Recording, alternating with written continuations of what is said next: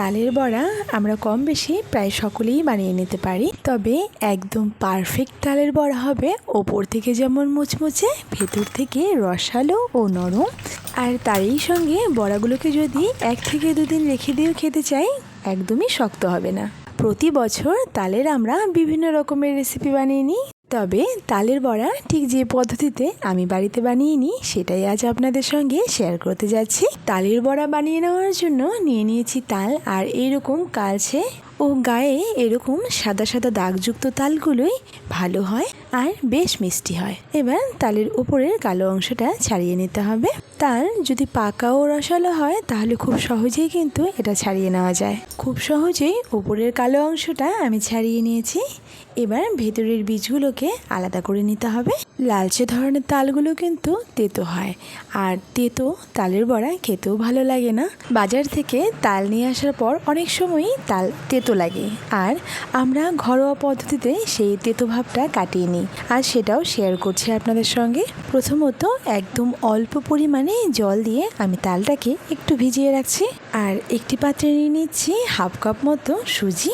আর সুজিটাকে ভিজিয়ে নেওয়ার জন্য এখানে দিয়ে দিচ্ছি হালকা গরম দুধ।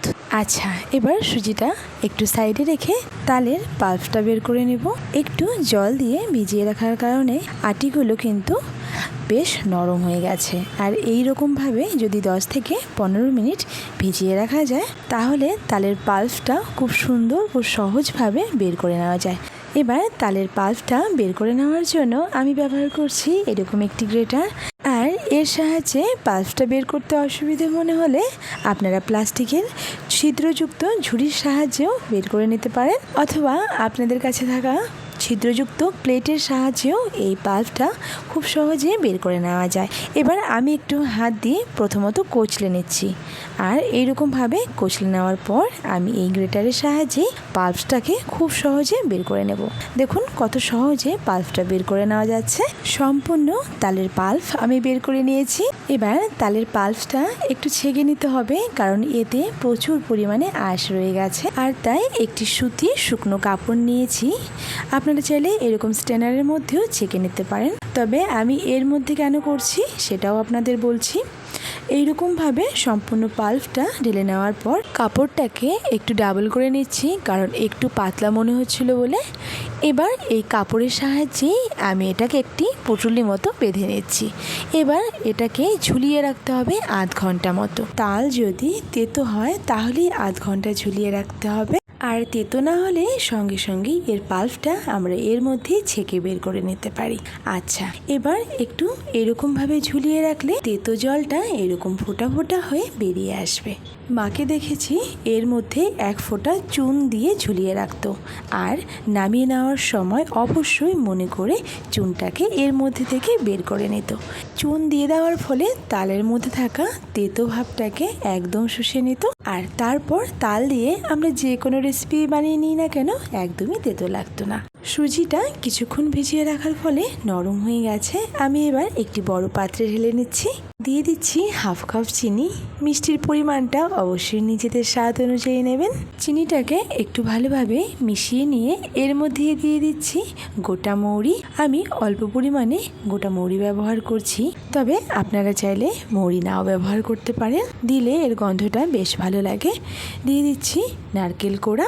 এখানে 1/2 কাপ থেকে একটু কম পরিমাণে নারকেল কোড়া নিয়েছি। আবারও একবার খুব ভালোভাবে মিশিয়ে নিচ্ছি, যাতে করে চিনিটা খুব ভালোভাবে মিশে যায়।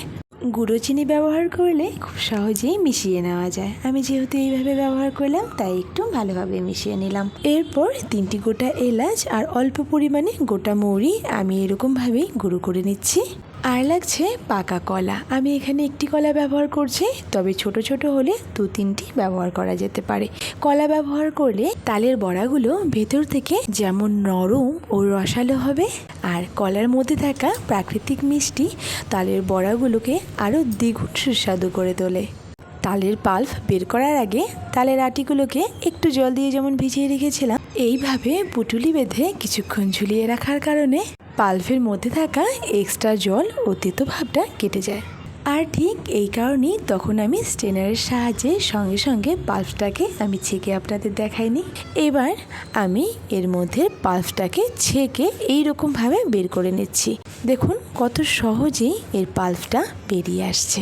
এখানে ব্যবহার করা তাল তেতো ছিল না অবশ্যই, তবে একটু শুকনো মতো মনে হচ্ছিল বলে আমি অল্প পরিমাণে জল দিয়ে ভিজিয়ে রেখেছিলাম। আর তারই সঙ্গে বরাবর তালের পাল্প আমি কাপড়ের সাহায্যে এইরকমভাবেই বের করে নিই বলে আর স্ট্রেনার ব্যবহার করলাম না। এবার খুব ভালোভাবে ছেঁকে নেওয়ার পর আমি দেখিয়ে নিচ্ছি এর মধ্যে ঠিক কতটা আঁশ রয়ে গেছে। এবার সব কিছুকে হাতের সাহায্যে খুব ভালোভাবে একবার মেখে নিতে হবে। আর খুব ভালোভাবে যদি একবার ফেটিয়ে নিতে পারি তালের বড়াগুলো বেশ ভালো হয়। তাই সব কিছু খুব ভালোভাবে একবার মিশিয়ে নিয়ে ফেটিয়ে নিতে হবে। আচ্ছা, এবার এর মধ্যে দিয়ে দিচ্ছি গুঁড়ো করে নেওয়া মৌরি ও এলাচ, আর দিয়ে দিচ্ছি ময়দা। আমি এখানে ময়দা ব্যবহার করলেও এটা কিন্তু চালের গুঁড়ো দিয়েও বানিয়ে নেওয়া যায়। আপনারা নিজেদের সুবিধে অনুযায়ী এই ব্যাটারটা তৈরি করে নিতে পারেন। আমি হাতের সাহায্যেই খুব ভালোভাবে এটাকে মেখে নিচ্ছি, তবে আপনারা চাইলে স্প্যাচুলার সাহায্যেও এই কাজটি করে নিতে পারেন। তবে এই কাজটি যদি হাতের সাহায্যে হয় তাহলে খুব ভালোভাবে ফেটিয়ে নেওয়া যায়। ব্যাটার কিন্তু খুব ঘন অথবা খুব পাতলা হবে না, এটা একটু আমাদের বুঝেই তৈরি করে নিতে হবে। এরপর 10 মিনিট ঢেকে রেখেছিলাম। এদিকে গ্যাসে একটি পাত্র বসিয়ে বেশ খানিকটা রিফাইন্ড অয়েল গরম করে নিয়েছি। আর তেল খুব ভালোভাবে গরম করে নেওয়ার পর ব্যাটার অল্প অল্প করে বড়ার আকারে ছেড়ে দিচ্ছি। তেল খুব ভালো করে গরম করে নেওয়ার পর বড়াগুলো ছেড়ে দিয়ে আমি গ্যাসের ফ্লেম লোতে রেখেছি। গ্যাসের ফ্লেম হাইতে রাখলে বড়াগুলো ওপর থেকে পুড়ে গিয়ে ভেতর থেকে কাঁচা রয়ে যাবে, তাই গ্যাসের ফ্লেম লোতে রেখে ভালোভাবে বড়াগুলোকে একটু কড়া করে ভেজে নিচ্ছি। আর বড়াগুলো ভাজা হয়ে গেলে এইরকমভাবেই তেল ছেঁকে আমি তুলে নিচ্ছি একটি পাত্রে। ঠিক এভাবেই বাকি বড়াগুলো আমি তেল ঝরিয়ে তুলে নিচ্ছি একটি পাত্রে। বড়াগুলো ভেজে 1 মিনিট পর দেখবেন আরও উপরের লেয়ারটা মুচমুচে হয়ে গেছে। এভাবেই আমি বাকি বড়াগুলো তেলের মধ্যে ছেড়ে দিচ্ছি আর গ্যাসের ফ্লেম লোতে রেখে ভালোভাবে বড়াগুলো ভেজে নিচ্ছি। আচ্ছা, কিছুক্ষণ পর দেখুন বড়াগুলো যতটা মুচমুচে হয়েছে আর তার সঙ্গে রঙটাও এসেছে বেশ। ওপর থেকে যেমন মুচমুচে, ভেতর থেকে নরম ও রসালো তালের বড়া। দেখে আর হয়তো বোঝার বাকি নেই যে বড়াগুলো খেতে কতটা ভালো হয়েছে। আজকের এই তালের বড়া রেসিপি আপনাদের কাছে কেমন লেগেছে আমাকে কিন্তু কমেন্টের মাধ্যমে জানাতে ভুলবেন না। আর যদি সত্যিই ভালো লেগে থাকে তাহলে একটি লাইক করে সকলের সঙ্গে শেয়ার করে দেওয়ার অনুরোধ জানাচ্ছি। আর এই চ্যানেলে নতুন হয়ে থাকলে চ্যানেলটিকে সাবস্ক্রাইব করে পাশে থাকা বেল আইকনটি প্রেস করে দিতে ভুলবেন না। তাহলে যখনই নতুন কোনো ভিডিও আপলোড করব খুব সহজে আপনার কাছে পৌঁছে যাবে। তাহলে দেখা হচ্ছে আবারও একটি নতুন রেসিপি নিয়ে।